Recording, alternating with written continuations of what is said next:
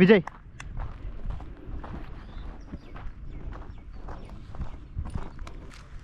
போ.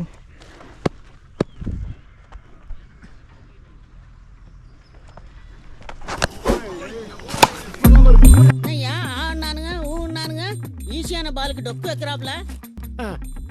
மொத பந்தை எப்பவுமே மாப்பிள்ள சாமிக்கு விட்டுருவான், மீதி பந்தை அவன் எடுத்துப்பான்.